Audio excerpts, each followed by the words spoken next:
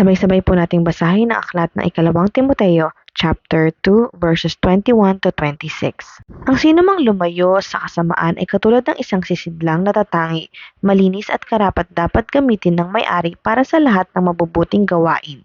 Kaya bilang isang kabataan, iwasan mo ang masasamang pagnanasa, subalit pagsikapan mong maging matuwid, tapat, mapagmahal at mapayapa kasama ng mga taong may pusong malinis at tumatawag sa Panginoon. Iwasan mo ang mga walang kabuluhang pakikipagdebate sapagkat alam mo namang nauuwi lamang iyan sa mga pag-aaway. Ang lingkod ng Diyos ay hindi dapat makipag-away, sa halip ay dapat siyang maging mabuti sa pakikitungo sa lahat, mahusay magturo at matyaga.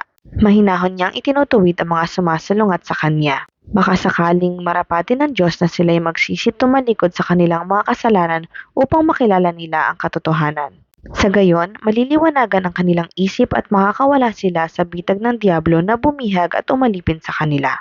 Purihin ang Diyos sa pagkabasa ng kanyang makapangyarihang salita.